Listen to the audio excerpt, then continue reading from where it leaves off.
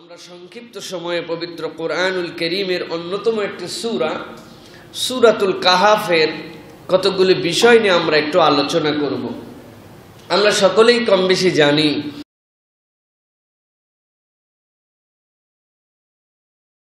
কোরআনুল কারীমের মধ্যে আল্লাহ রাব্বুল আলামিন যে সকল সূরাগুলিকে আমাদের জন্য অন্যতম নিয়ামত স্বরূপ পাঠিয়েছেন তার মাঝে অন্যতম একটি সূরা হচ্ছে সূরাতুল কাহাফ। হাদিসের মধ্যে এসেছে দুই ধরনের বর্ণনায় এসেছে। মুসলিম শরীফের হাদিসের মধ্যে একটা বর্ণনা এসেছে, অন্য হাদিসের মধ্যে এসেছে, দুইটাই সহিহ রিওয়ায়াত।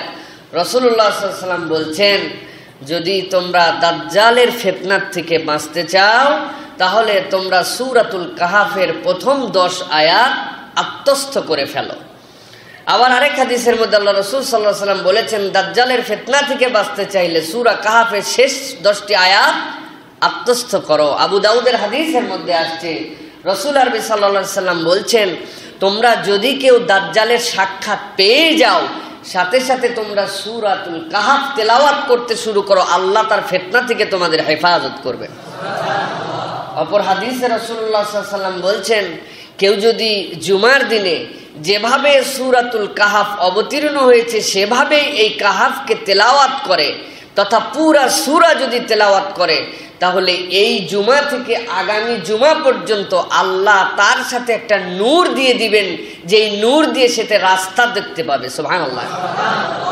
আরেকটা হাদিসের মধ্যে আসছে, রাসূলুল্লাহ সাল্লাল্লাহু আলাইহি ওয়াসাল্লাম বলছেন, নূরুহুম ইয়াসআ বাইনা আইদিহিম ওয়া বিআইমানিহিম, কিয়ামতের দিনে বান্দাদের যে ডান থেকে সামনে থেকে আলো পাবে এটা হচ্ছে সূরাতুল কাহাফের তেলাওয়াতকারীরা। যারা সূরাতুল কাহাফ তেলাওয়াত করবে জান্নাতে যাওয়ার জন্য আল্লাহ এই সূরাকে তাদের জন্য টর্চ লাইট বানায় দিবে। সুতরাং এই সূরাতুল কাহাফের অনেক ফজিলতের কথা আল্লাহ রাসূল কেবল বলেনই নাই, প্রমাণিতও আছে। রাসূলুল্লাহ সাল্লাল্লাহু আলাইহি সাল্লাম থেকে একটা হাদিস এসেছে, যে হাদিসের মধ্যে এক সাহাবী রাত্রেবেলা সূরাতুল কাহাফ তেলাওয়াত করছিলেন, দুইটা রশি দিয়ে তার একটা জানোয়ার বাঁধা ছিল, মানে জানোয়ারটা খুব শক্তিশালী, এই জন্য ডবল রশি দিয়ে বেঁধে রাখছে। উনি রাত্রেবেলা সূরাতুল কাহাফ তেলাওয়াত করছেন আর দেখেন ওই জানোয়ারটা পাগলের মতো ছটফট করছে। খানিকক্ষণ পরে খেয়াল করে দেখলেন আসমান থেকে কি জানি একটি মেঘের মতো এসে তার পাশটুকুকে আবৃত করে রেখেছে। ভয় পেয়ে তিনি তেলাওয়াত বন্ধ করলেন, রাসূলুল্লাহ সাল্লাল্লাহু আলাইহি ওয়াসাল্লামের কাছে সকালবেলা বললেন, ইয়া রাসূলুল্লাহ, আমি সূরা কাহাফ তেলাওয়াত করছিলাম, জানোয়ার অস্থির, পাশ দিয়ে দেখি মেঘের মতো কি যেন আমাকে ঢেকে ধরতেছে। আল্লাহ রাসূল বললেন, ও আমার সাহাবী, এইটা তোমার কোরআন তেলাওয়াতের ফজিলত, সূরা কাহাফ তেলাওয়াতের ফজিলত। আল্লাহ যার কালাম তেলাওয়াত করে আসমান থেকে তাদের জন্য সাকিনা অবতীর্ণ করেন, এটা ছিল তোমার জন্য সাকিনা। সুবহানাল্লাহ। প্রিয় ভাইরা, এই হচ্ছে সূরাতুল কাহাফ। এই সূরা কাহাফ আমরা কম বেশি পড়ি, জুমার দিনে আমরা পড়ার চেষ্টা করি। আজকে আমরা সূরাতুল কাহাফ থেকে 9টি শিক্ষার কথা আলোচনা করার চেষ্টা করব, যে এই সূরাটির এত মর্যাদা, এই সূরাটি আলোকবর্তিকা, দাজ্জালের ফিতনা থেকে বাঁচায়। সূরার মধ্যে আসলে আছে কি? এই সূরাটার মধ্যে আল্লাহ রাব্বুল আলামিন আরো শিক্ষা আছে, কিন্তু সংক্ষিপ্ত সময়ে 9টি বিষয়ের উপরে আমরা সূরাতুল কাহাফের যে মৌলিক শিক্ষা তার উপরে আমরা কিছু কথা বলার জন্য চেষ্টা করব। ওয়া মা তৌফিক ইল্লা বিল্লাহ। প্রিয় ভাইয়েরা, এই শিক্ষাগুলোর প্রথম সূরাতুল কাহাফ আমাদের জন্য যে শিক্ষা দেয় সে শিক্ষাটি হচ্ছে সুপথ প্রাপ্তি এবং হিদায়েতে অটল থাকা আল্লাহর ইচ্ছা এবং সন্তুষ্টি ব্যতীত অসম্ভব। সুপথ প্রাপ্ত হওয়া এবং এই সুপথ প্রাপ্তর পরে হেদায়েতের উপরে অটল থাকা, এটা আল্লাহ রাব্বুল আলামিন যদি বান্দার প্রতি সন্তুষ্ট না হন, আল্লাহ যদি নিজে ইচ্ছা করে তার প্রতি দয়া না করেন, পৃথিবীর কোনো মানুষ হেদায়েত তো পাবেই না, এর উপরে টিকেও থাকতে পারবে না। পৃথিবীতে কত মানুষকেই দেখা গেছে একটা বয়স পর্যন্ত কি সুন্দর নামাজি, কি সুন্দর তার জান্নাতের দিকে চলাফেরা, হঠাৎ করে কলেজ লাইফে যে, বিশ্ববিদ্যালয় লাইফে যে, তার থেকে নোংরা মানসিকতার পরিবর্তিত মানুষ আর কেউ হয় না। আছে না এরকম? আবার সারা জীবন পড়ালেখা করছে উল্টা, হঠাৎ করে আল্লাহ তার মধ্যে দিনের এমন বুঝ দিছেন দুনিয়া একদিক, সে আল্লাহর রাস্তায় চলার জন্য একদিক। এইটার নজিরও আমাদের মধ্যে আছে, আছে কি না? সূরাতুল কাহফ আমাদেরকে শিক্ষা দেয়। আল্লাহ রাব্বুল আলামিন 17 নম্বর আয়াতের মধ্যে সেই দিকে ইঙ্গিত করছেন। আল্লাহ বলছেন, ভালো করে খেয়াল করে দেখো, وترى الشمس إذا طلعت تزاور عن كهفهم ذات اليمين وإذا غربت تقرضهم ذات الشمال। ওই কাহাফওয়ালা যারা তাদের নিজেদের রবের সাথে শিরিক করবে না, রবের সাথে অংশী স্থাপন করবে না, অথচ তাদের রাজত্বের মধ্যে দাকায়ানুস তিনি সহ তার পুরা অঞ্চলের মধ্যে শিরিকে সয়লাভ। এই মানুষ কয়টা মূল্য চিন্তা করলো না, আমরা এই কাজের সাথে জড়িত হব না, আমরা এখান থেকে বেরিয়ে যাব। তুমি কি জন্য আসছো, তুমি কি জন্য আসছো, তুমি কি জন্য আসছো, সিদ্ধান্ত সর্বশেষ দেখে সব মানুষ একই মোটিভে এসেছে। আল্লাহ বলছেন, এই মানুষগুলা যখন গুহার মধ্যে অবস্থান করছে, আল্লাহ বলছেন, আমি রব্বুল আলামিন আমার কাছে হেদায়েত ভিক্ষাছে, আমার সাথে শিরিক করবে না জন্য যখন তারা যাচ্ছিল, আমি আল্লাহ তাদের জন্য কি ব্যবস্থাপনা গ্রহণ করলাম।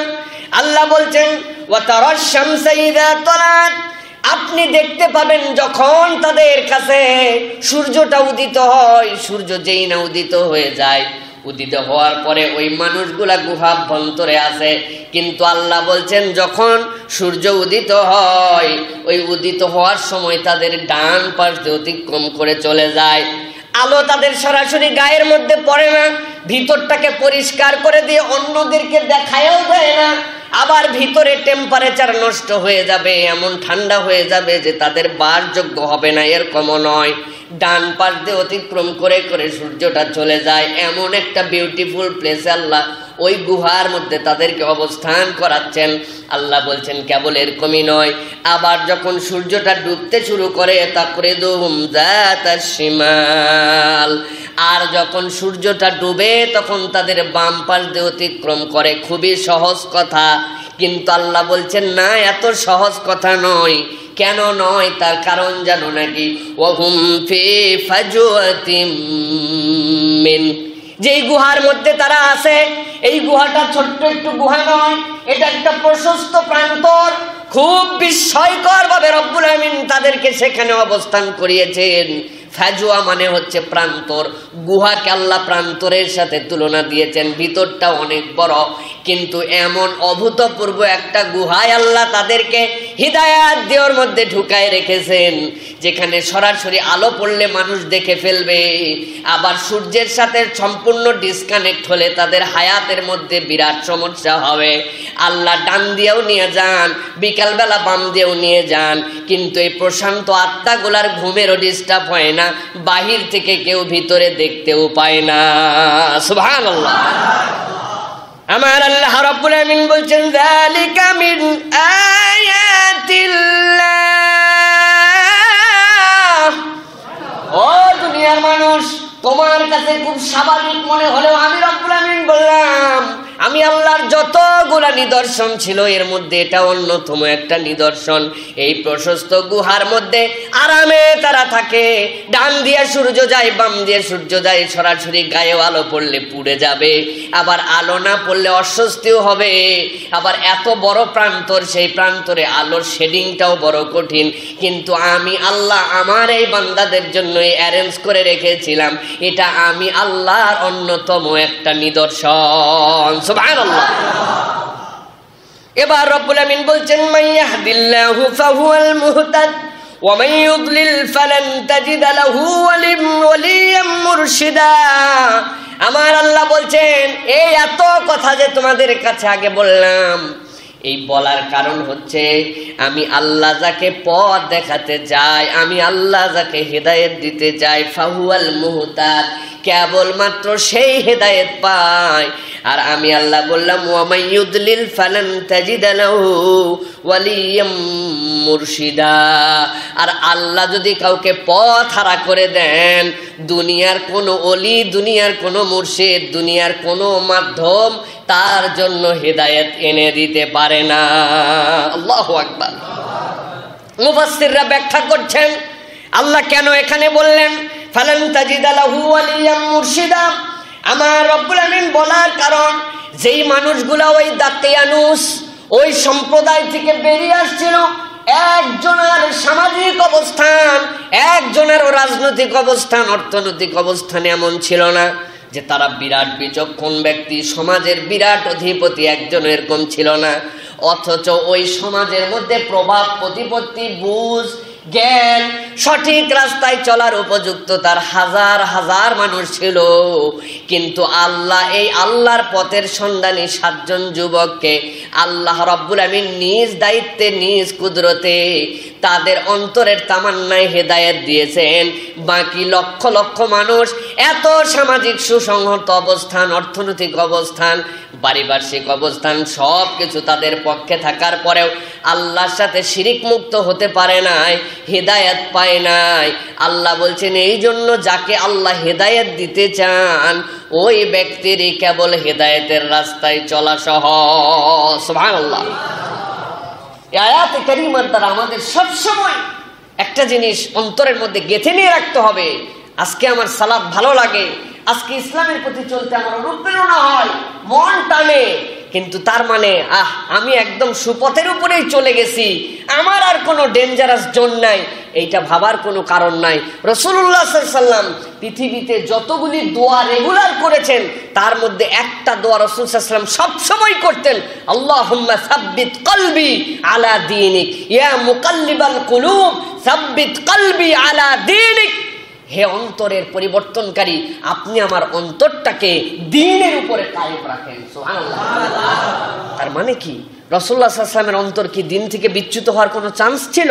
ছিল না। তার উম্মতের জন্য বলছেন, খবরদার এইরকম ফিলিংস যেন না চলে আসে, যা আমি আসি এরকম, আমার আর কিসের ভয় না, বরং আল্লাহর সন্তুষ্টি আমাদের হেদায়েতের উপরে কায়েম থাকার জন্য অত্যন্ত জরুরি।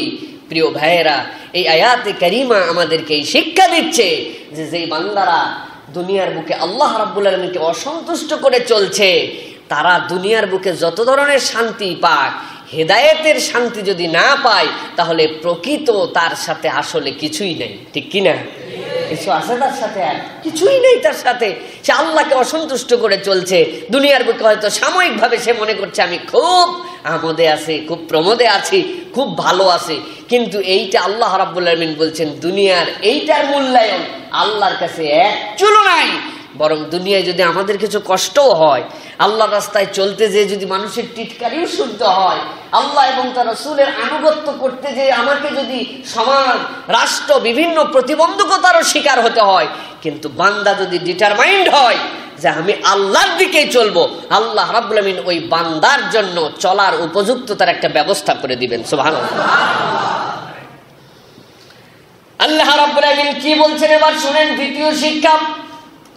আল্লাহ রাব্বুল আলামিন বলছেন, যে ব্যক্তি নিজের ঈমান এবং দ্বীনকে রক্ষা করার জন্য নিজের অন্তরের মধ্যে এই অনুপ্রেরণা একবার জাগাবে যে আমার দ্বীন আর আমার ঈমান সবার আগে, আল্লাহ রাব্বুল আলামিন বলছেন টেনশন করো না, এই মন যদি তোমার হয়ে যায় আল্লাহ তোমাকে হেফাজত করবেন, আর আল্লাহ তোমাকে হেফাজতের দায়িত্ব নিজেই নিজের কাছে নিয়ে নেবেন। সুবহানাল্লাহ।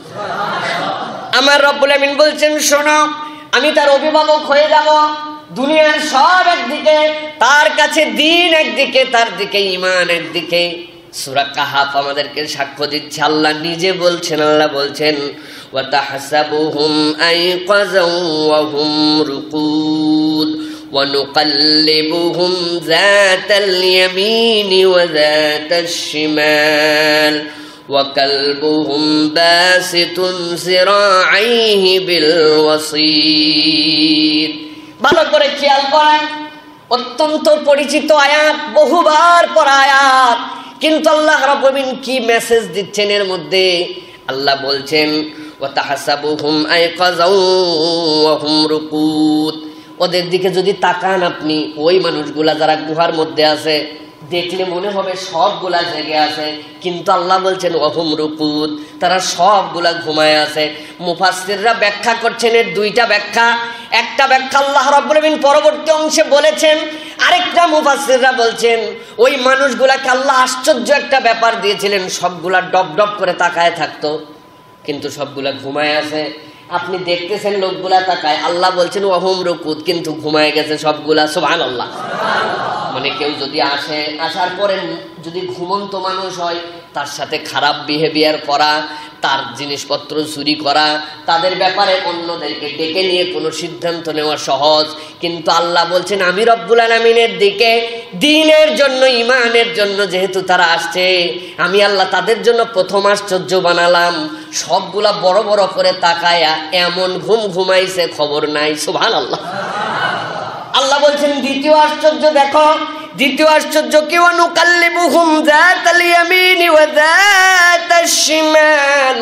আমি আল্লাহ রাব্বুল আমিন ঘন ঘন তাদেরকে কখনো ডান কাত করাতাম, কখনো বাম কাত করাতাম। তাফসিরে কুরতুবির ভিতরে আসছে আল্লাহ রাব্বুল আমিন এত ঘন ঘন তাদেরকে পাশ ফিরাইতেন, কোনো মানুষ দেখলে ভাবতেই পারতো না ঘুমন্ত মানুষ এত কেন একাত ওকাত হবে, নিশ্চয় জেগে আছে। আল্লাহ রাব্বুল আমিন বলছেন আমি রব্বুল আমিন এই পদ্ধতিতে তাদেরকে হেফাজত করতে শুরু করলাম। ওয়া কালবুহুম বাসিতুন জিরাআইহি বিল ওয়াসিদ। আর তাদের সাথে যে একটা কুকুর রওনা হয়েছিল, জিজ্ঞাসা করেছিল আরে তুই কেন আমাদের সাথে যাস? কুকুর তো আরেক ঝামেলা, যেই জায়গায় যাবে যাওয়ার পরে ওই জায়গার গন্ধ শুকে আসবে, এলাকার মানুষের কাছে বলে প্রয়োজনে মানুষ আরো নিয়ে আসতে পারে। আল্লাহ কুকুরের জবান খোলাই দিয়ে বলছেন যেই দেশের মধ্যে আল্লাহ শিরিক হয় ওই দেশের মানুষের আটা ঝুটা খাবো না আমি। তোমরাও যেই উদ্দেশ্যে রওনা হয়েছ, আমি কুকুর হলেও সেই উদ্দেশ্য একই। আল্লাহ বলছেন কুকুরকে আমি নিজে উদ্দেশ্য করে পাঠাইছি। পৃথিবীতে আগে পরে কোনো কুকুরের এরকম হিস্ট্রি নাই। কেন তাদেরকে দিলাম? আল্লাহ বলছেন ওই মানুষগুলা তাকায়া তাকায়া ঘন ঘন কাঁধ ফিরায়া কিন্তু গভীর ঘুম, এই ঘুমের কোনো শেষ নাই, এমন গভীর ঘুমে আছে। কিন্তু আল্লাহ বলছেন আমি কুকুরটাকে তাদের সাথে দেওয়ার পরে বাসিতুন জিরাআইহি বিল ওয়াসিদ, গুহার মধ্যে সামনে দুইটা হাত এরকম করে দিছে, দিয়ে এমন ভাবে তাকায় আছে, উনিও ঘুম কিন্তু এমন ভাবে তাকায় আছে, দুই পা দিয়ে এরকম হা করে, মনে হচ্ছে যেন কেউ আসতে দেরি তারে খাইতে দেরি নাই। রব্বুল আলামিন বলছেন ওই কুকুরকে ওই ভঙ্গিতে তাদের মধ্যে বসায় রেখে দিয়েছিলাম আমি রব্বুল আলামিন।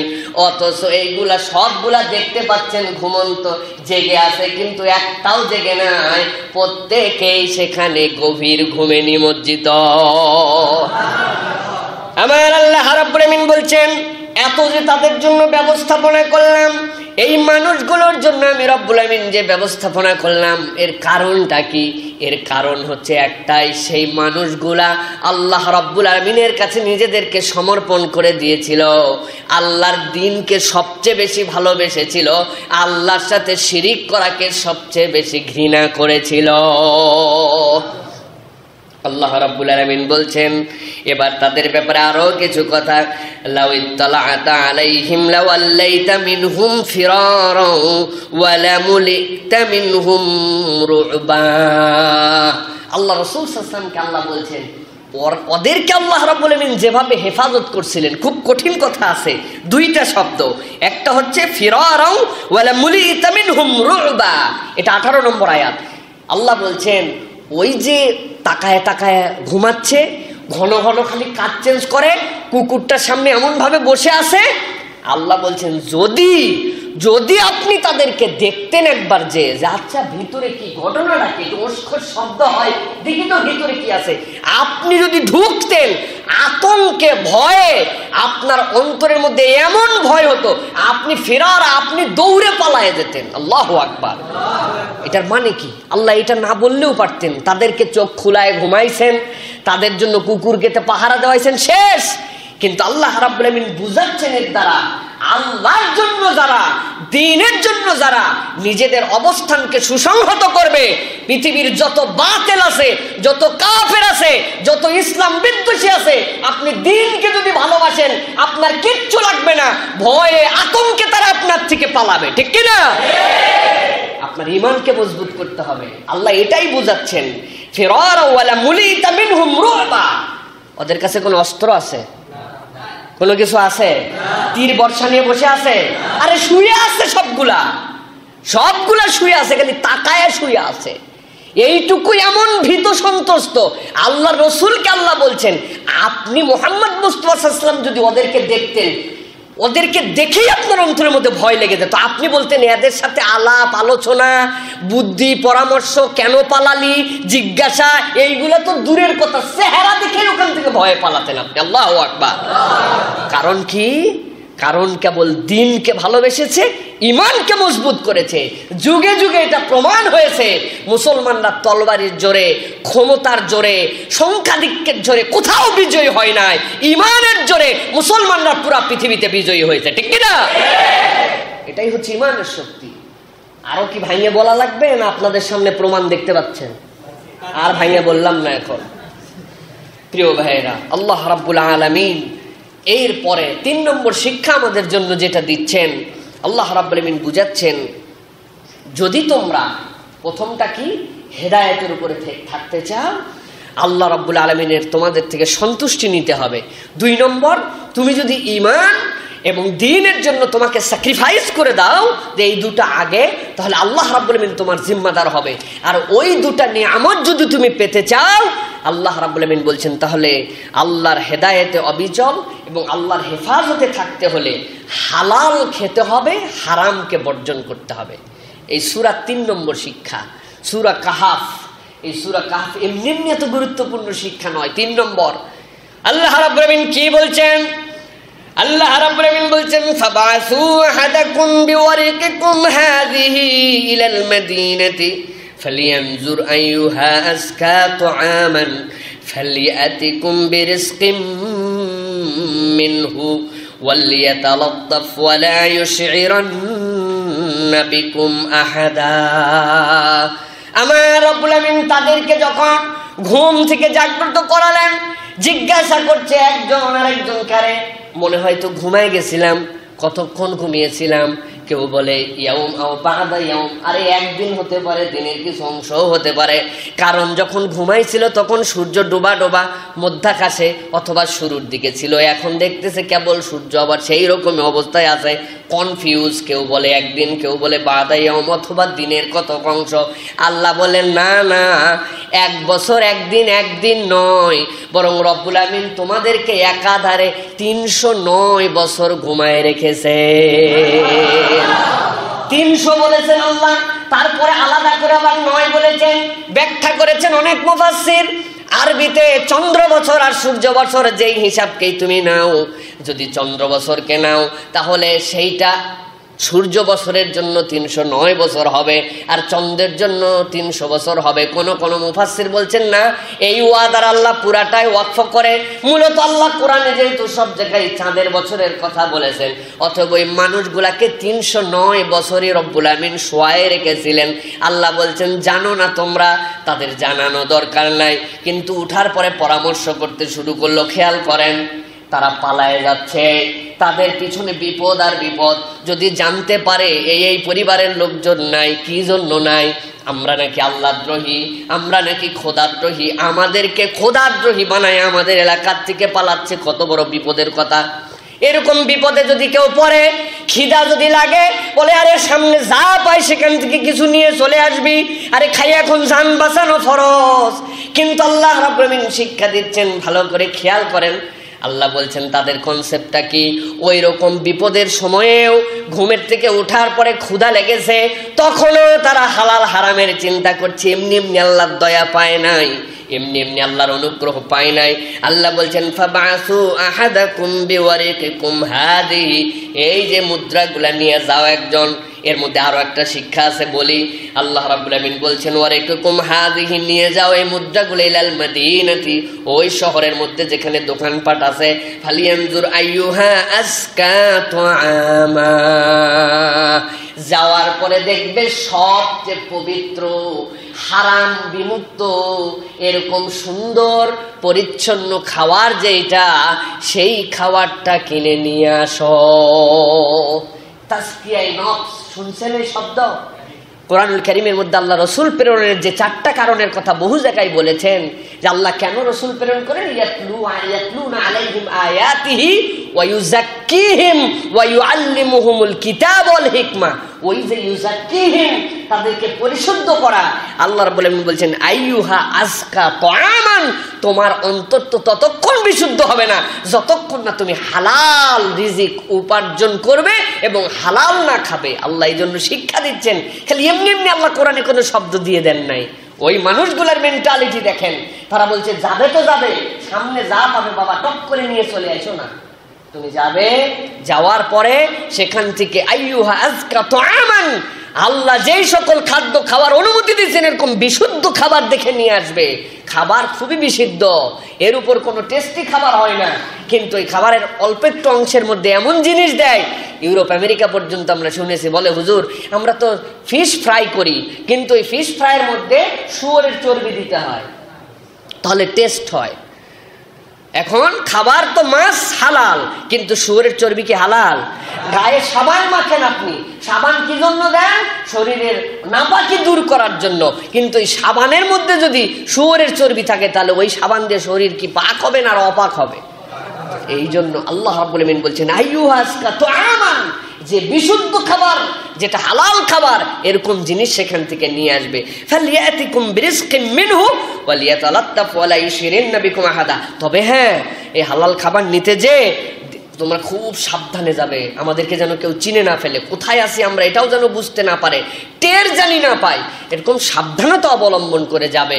যাওয়ার পরে আমাদের জন্য খাবার সেখান থেকে নিয়ে আসবে। প্রিয় ভাইয়েরা, তাহলে সূরা কাহাফ আমাদেরকে শিক্ষা দিচ্ছে আল্লাহর হেদায়েতের উপর অটল থাকার জন্য এবং আল্লাহর হেফাজতে থাকার জন্য হালাল খাদ্য খেতে হবে, অর্জন করতে হবে। ইমানদারের সম্পর্ক হারাম খানার সাথে হতে পারে না, সেটা যতই টেস্টি হোক আর যতই মজা হোক, এটা ইমানদারের চরিত্র হবে না। প্রিয় ভাইরা, এরপরে 4 নম্বরে আল্লাহ রাব্বুল আলামিন বলছেন ওই মানুষগুলার জন্য, সূরাতুল কাহাফ থেকে কিয়ামত পর্যন্ত অনাগত ইমানদারদের জন্য আমি আল্লাহ একটা শিক্ষা দিলাম।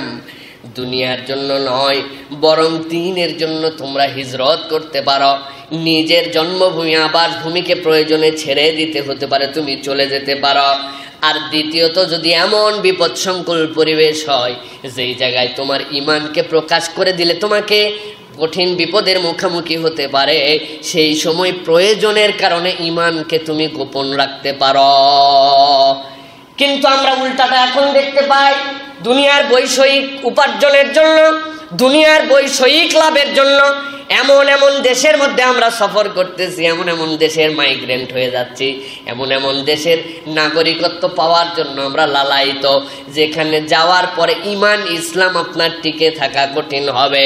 ঈমান ইসলামের জন্য হিজরত করা বৈধ, আর আপনি করতেছেন দুনিয়া পাওয়ার জন্য। অনেক ক্ষেত্রে ঈমান ইসলাম আপনাকে হারাতে হতে পারে সেই সকল জায়গায়, যে ঠিক কিনা?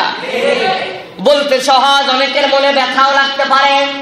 বাংলাদেশ আমাদের দেশ সম্পূর্ণ ইসলামিক দেশ নয়, ইসলামী শরিয়া এখানে বলবৎ নয়, তবে এখন পর্যন্ত আমাদের দেশে এমন পরিবেশ আছে, আবাসভূমিতে এমনভাবে ঈমান চর্চা করার সুযোগ আছে।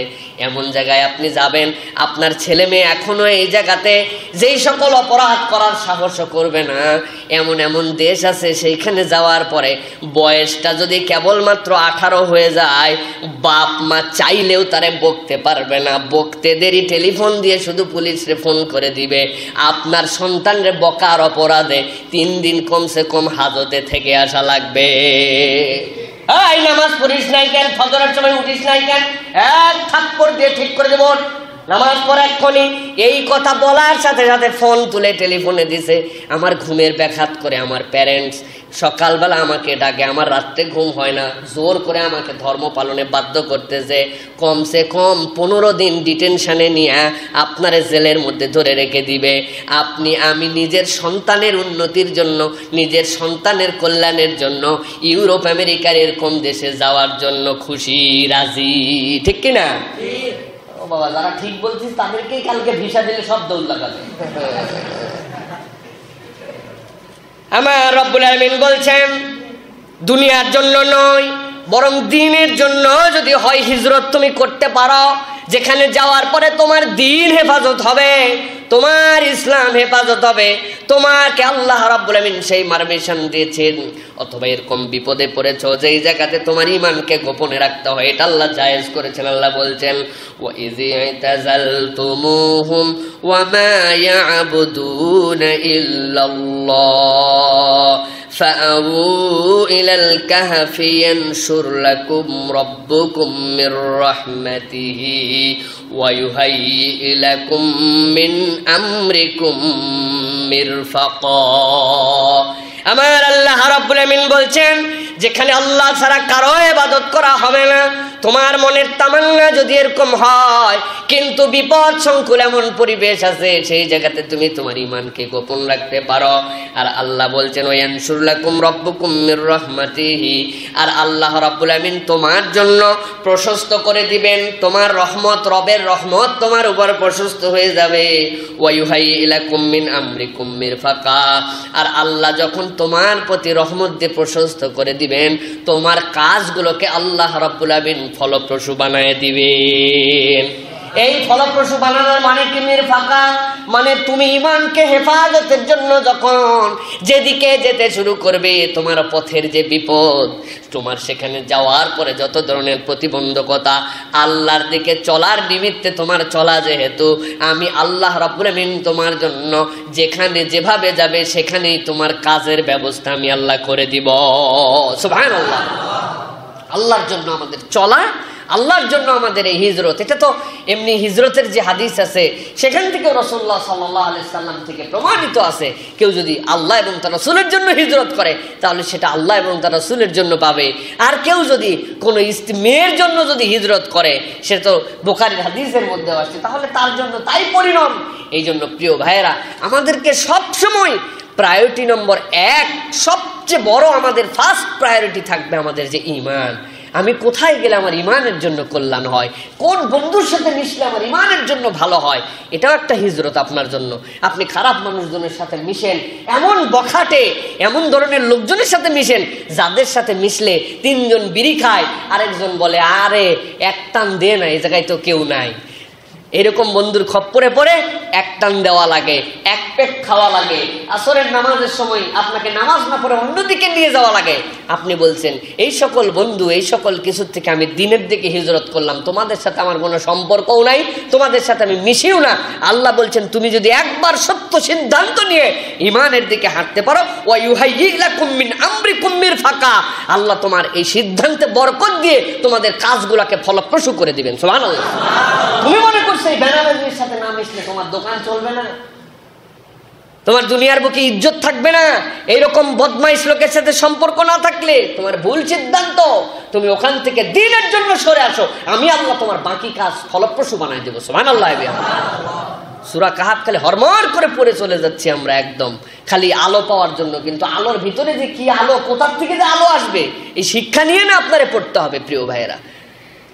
5 নম্বর, আল্লাহ রাব্বুল আমিন বলছেন, খুব ভালো করে বুঝেন, আল্লাহ বলছেন যখন আল্লাহ রাব্বুল আলামিনের সাক্ষী রেখে রবকে মেনে আগামীর জন্য কোনো কাজের সিদ্ধান্ত নিবে, ভরসা যদি করো তাহলে অবশ্যই ভরসা আল্লাহর প্রতি করবে, আর ভবিষ্যতে কিছু করার জন্য আল্লাহ রাব্বুল আলামিনকে অগ্রগামী হিসাবে মেনে আল্লাহ কেবল যদি সহায়তা করেন তবে আমার দ্বারা সম্ভব এই ঈমান মনের মধ্যে কাথিত করবে।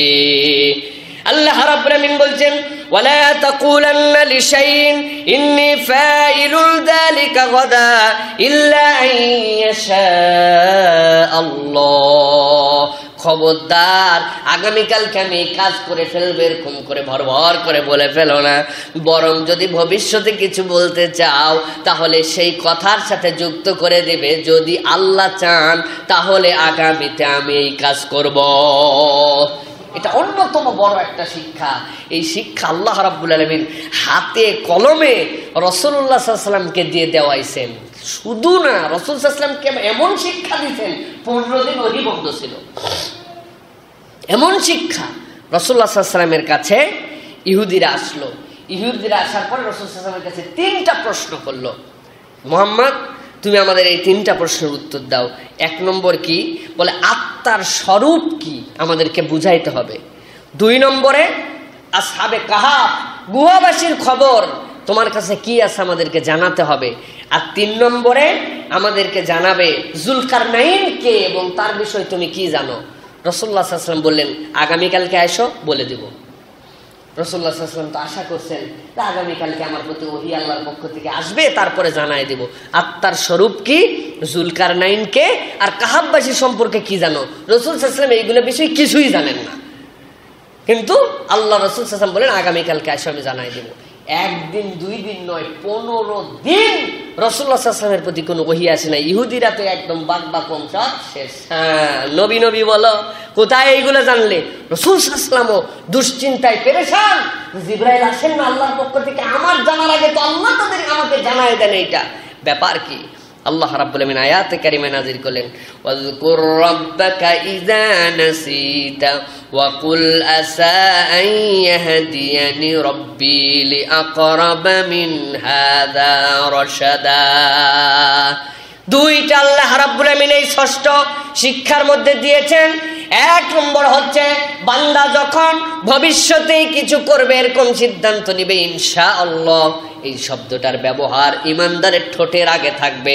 সব সময় সে ভবিষ্যতের জন্য কথা বলবে, তবে বুঝে সুঝে বলবে। আমাদের অনেক মুসলমান আছেন কোথায় ইনশাআল্লাহ বলতে হবে এইটাও ঠিক মতো বুঝি না। চাচা কেমন আছেন, কয় ইনশাআল্লাহ ভালো আছি, বলে না? রেগুলার তো শুনি এটা প্রত্যেক দিনে, আর ভিতর ভিতর অস্থির লাগে যে চাচা বললো কি। ইনশাআল্লাহ ভবিষ্যতের জন্য ভালো আছি, বর্তমানের জন্য আলহামদুলিল্লাহ, বিস্ময় প্রকাশের জন্য সুবহানাল্লাহ, এই শব্দগুলোর ব্যবহার আমাদেরকে জানতে হবে। কোনো একটা বাচ্চাকে দেখে খুব ভালো লেগে গেছে, আল্লাহ রসুল বলছেন তোমার চোখ লাগা সত্য, তুমি এমনভাবে কথা বলছো সেই বাচ্চাটার ক্ষতি হতে পারে, সেই পশুটার ক্ষতি হতে পারে, সেই ফলটা পর্যন্ত ক্ষতি হতে পারে। আপনি আমি তোকে সাহাবায়ে কেরাম থেকে প্রমাণিত আছে, এক সাহাবী গোসল করছেন, শরীরটা এত সুন্দর, আরেক সাহাবী দেখে বললেন বাপরে বাপ কি শরীর রে, এমন অসুস্থ হলেন, শরীরে আর ভালো হয় না। আল্লাহ নবীর কাছে এসে বললেন, আল্লাহ নবী বললেন কোথাও কি উন্মুক্ত বা এরকম কোনো গোসল করছিলে বা কিছু দেখেছে কিনা? কেউ বলে হ্যাঁ আমার অমুক সাহাবী তো আমাকে দেখেছেন। আল্লাহ নবী বললেন তার চোখ লেগে গেছে, কি করতে হবে এখন? ওই ভাইকে ডেকে নিয়ে আসো। নিয়ে আসার পরে তারে গোসল করালেন, ওই পানিটা একটা পাত্রের মধ্যে ধরলেন, ধরার পরে ওই পানি দিয়ে যে ব্যক্তি অসুস্থ তারে গোসল করালেন।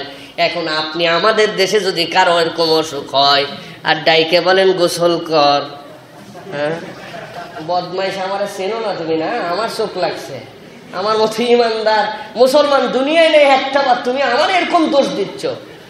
যেহেতু এই কাজ করা যাবে না, অথবা আমাদেরকে সাবধান হতে হবে। আল্লাহ রসুল শিখাই দিয়েছেন বাচ্চাটা সুন্দর, শুধু বলো না মাশাআল্লাহ, আল্লাহ যেরকম চেয়েছেন সেরকমই তো সুন্দর। লাউটা তোমার ক্ষেতটা তো মাশাআল্লাহ অনেক সুন্দর হয়েছে, তোমার গরুগুলো তো মাশাআল্লাহ অনেক সুন্দর হয়েছে, বাইরে আপনি আগে একরকম ছিলেন এখন তো দেখতে মাশাআল্লাহ অনেক সুন্দর হয়ে গেছেন। আপনি এমন একটা কথা যুক্ত করে দিলেন শয়তান চোখ লাগানোর কোনো জায়গার মধ্যে পাবে না। আমার আল্লাহ রাব্বুল আমিন এই জন্য বলছেন যদি কারো মনে থাকে না, ভুলে যাওয়ার রোগ থেকে যদি আপনি বাঁচতে চান, তাহলে আপনাকে এই কথামালাগুলার ব্যবহার করতে হবে। কোরআন আমাদেরকে শিখাচ্ছে ওয়াজকুর রাব্বাকা ইযা নাসিতা, যখন তুমি ভুলে যাবে তখন আল্লাহ রাব্বুল আলামিনকে স্মরণ করো, আল্লাহর জিকির করো, আর বলো ওয়াল কুল আসা ইয়াহদিয়ানি রাব্বি লিআকরাবা মিন হাযা রাশাদা। আমি ভুলে গেছি কিন্তু আল্লাহর প্রতি ভরসা করা থেকে আমি সরি নাই, আল্লাহর প্রতি আমি ভরসা করি, আল্লাহর জিকির করি।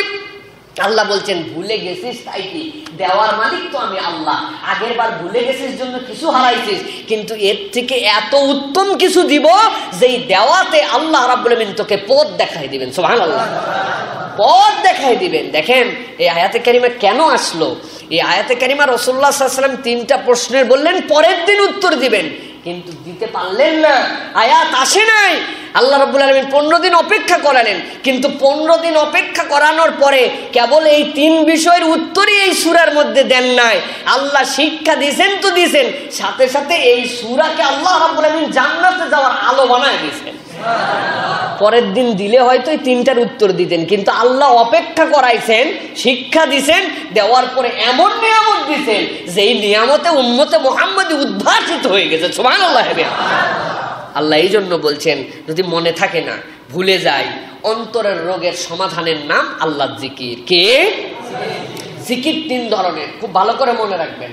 একটা জিকির হচ্ছে অন্তরের জিকির, অন্তর আল্লাহর প্রতি মাইল, অন্তর আল্লাহ যেগুলি দিয়েছেন সেগুলির প্রতি সন্তুষ্ট, আল্লাহ রাব্বুল আলামিনের প্রতি সে বিরাগ নয়, এটা অন্তরের জিকির। এটারও আল্লাহর কাছে দাম আছে, এটা বিরাট দাম। আরেকটা জিকির কি? মুখের জিকির। মুখের জিকিরেরও বিশাল দাম। আরে হাদিসের মধ্যে আসছে শুধু মুখের জিকির যার সাথে অন্তরেরও সম্পর্ক নাই। অনেক সময় হয় না, অন্তর ফিলিংস অত বোঝে না। আলহামদুলিল্লাহ রিয়াল মিনিং কি, সুবহানাল্লাহ এর মানে কি, এরকম কয়েক কোটি মুসলমান পাওয়া যাবে যদি বলা হয় বলেন তো সুবহানাল্লাহ মানে কি, খুব তো বলেন সুবহানাল্লাহ, বলেন সুবহানাল্লাহ, সুবহান মানে কি বলেন, বলতে পারবে না, কিন্তু রেগুলার মুখ দিয়ে সুবহানাল্লাহ বলে, আলহামদুলিল্লাহ বলে।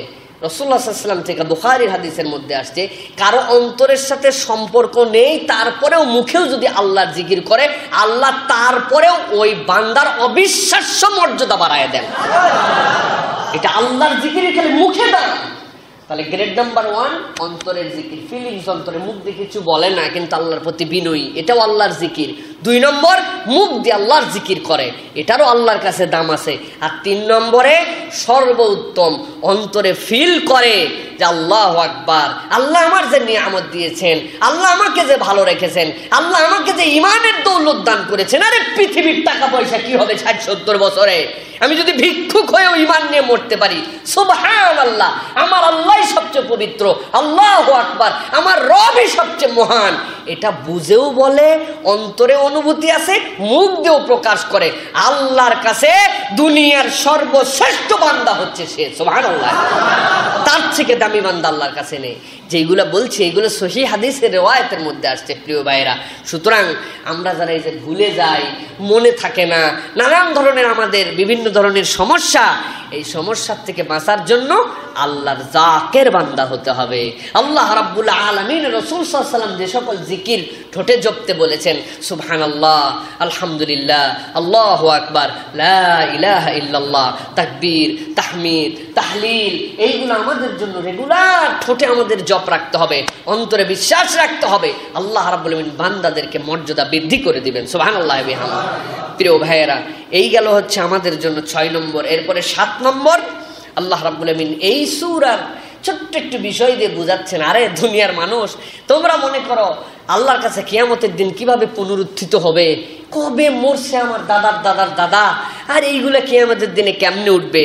আল্লাহ বলছেন কিয়ামতের পুনরুত্থান যে কত সহজ, এটা দুনিয়ার বুকে আমি রব্বুল আমিন দেখাইছি। 25 নম্বর আয়াতের মধ্যে আল্লাহ বলছেন না, ওয়ালাবিসু ফি কাহফিহিম 300 সিনিনা ওয়াজদাদু 9।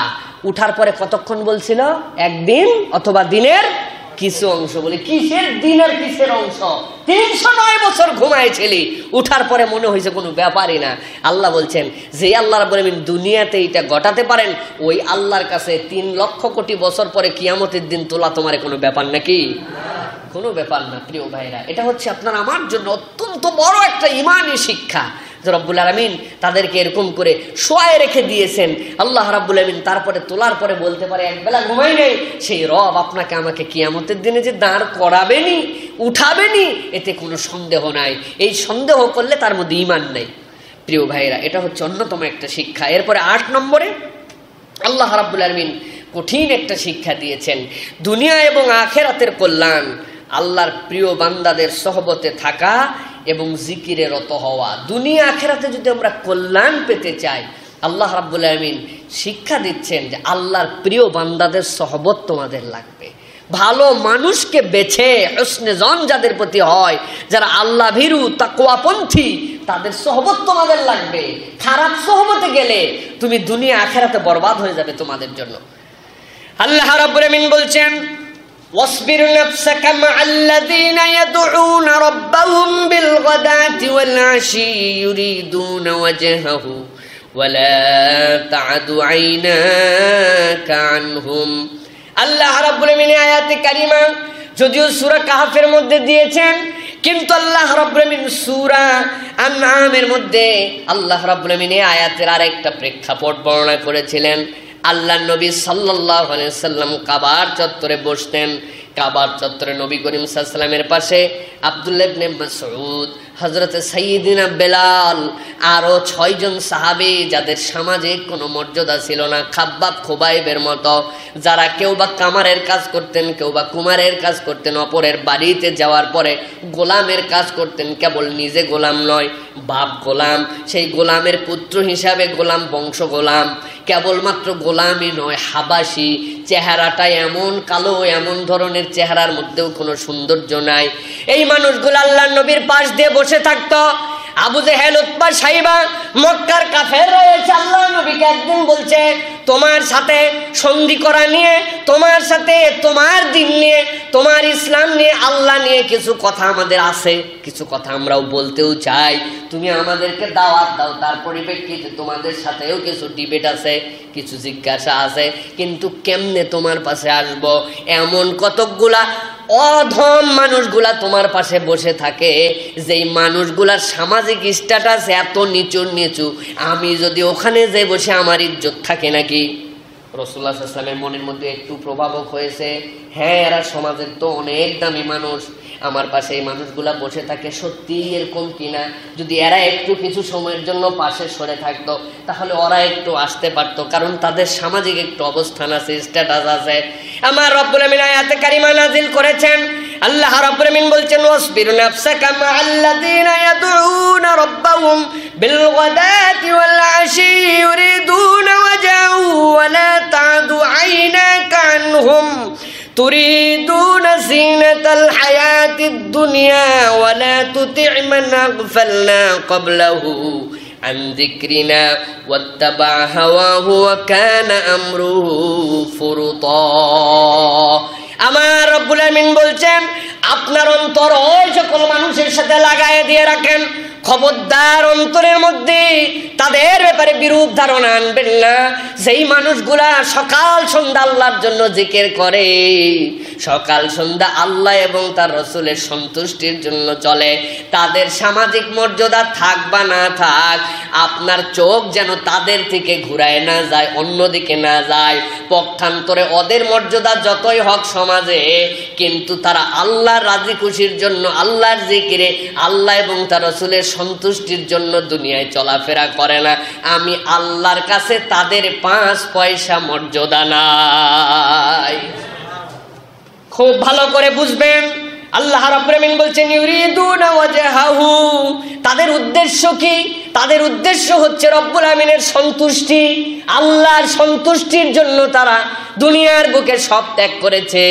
গোলাম হতে পারে, কুলি হতে পারে, কামার হতে পারে, কুমার হতে পারে, কিন্তু আল্লাহর সন্তুষ্টি যেহেতু তাদের জন্য প্রণিধানযোগ্য সবচেয়ে বেশি, আল্লাহ বলছেন, খবরদার ওয়ালা তা'দু আইনাকা আনহুম, এক মুহূর্তের জন্য তাদের থেকে আপনার চোখকে সরায় দিবেন না।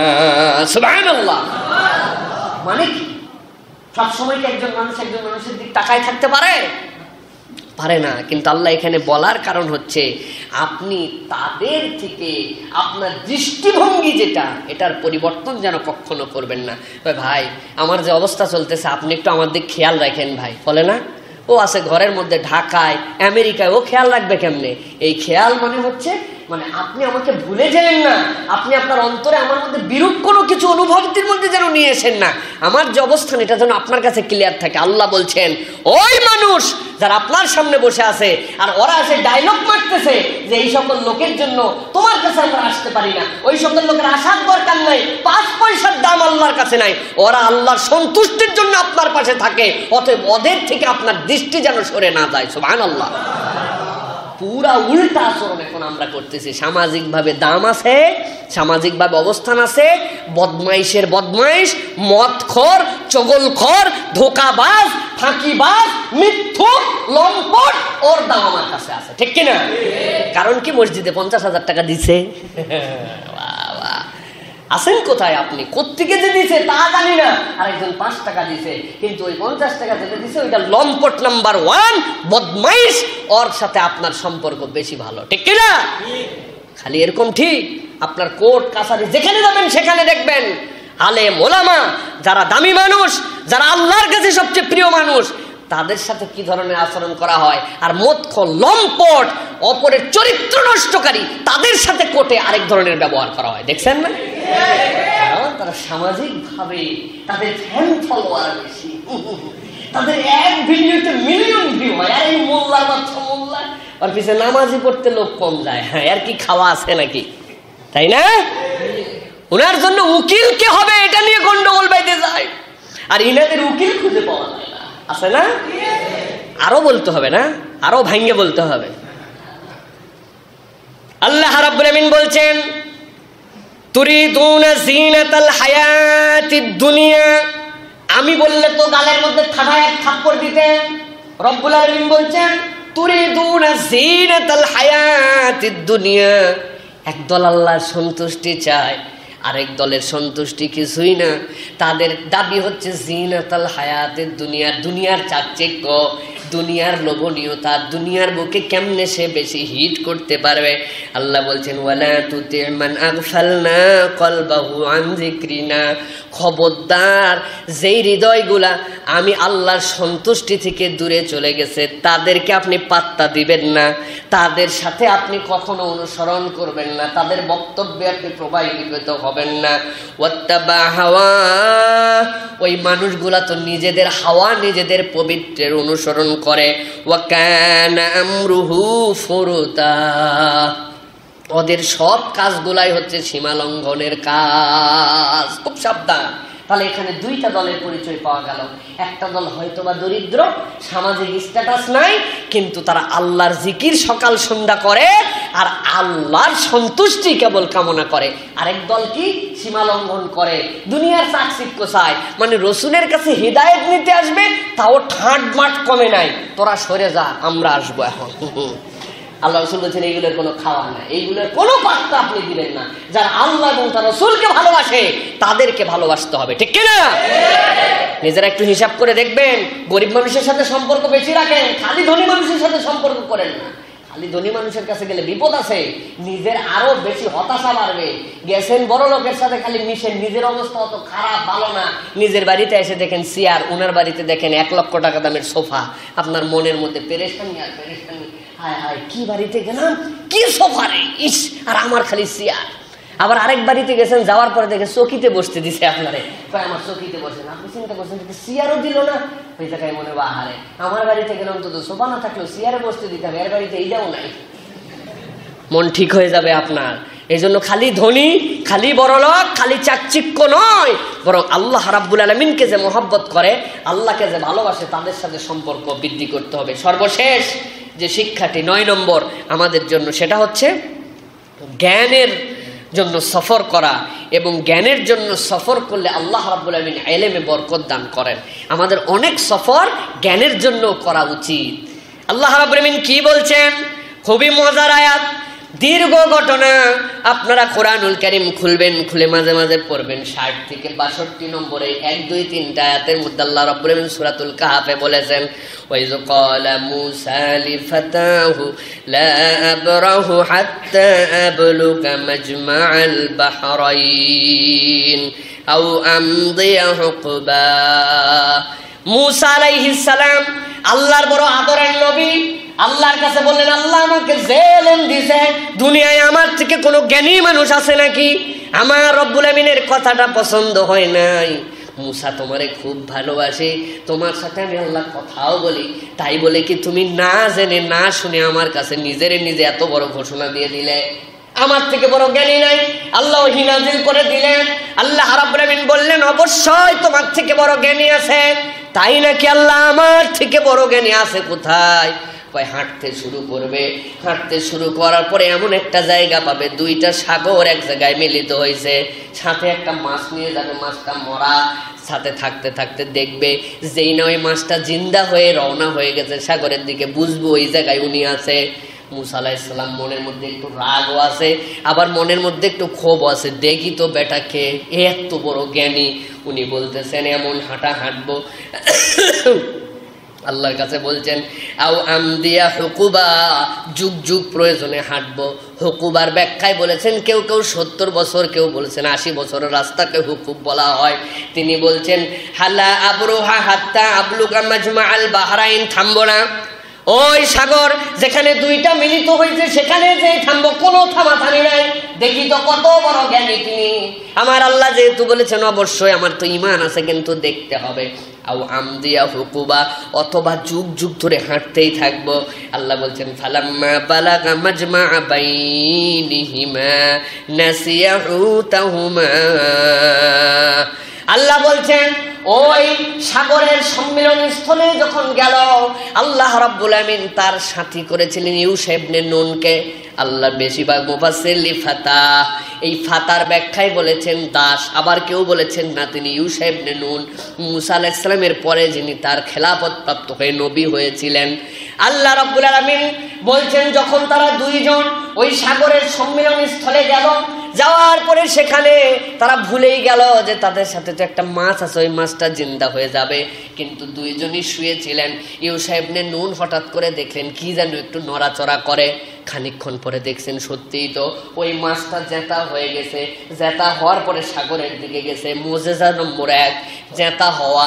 2 নম্বরে আল্লাহ রাব্বুল আমিন বলছেন কেবল তাই হয় নাই, ও যখন যাচ্ছে যাওয়ার সময়ে আল্লাহ ওই মাছের এমন ক্ষমতা দিয়েছেন যেই রাস্তা দিয়ে গেছে পানি সরে যে ওই রাস্তাটাকে আল্লাহ একটা টানেলের মতো বানায় দিয়েছেন। সুবহানাল্লাহ।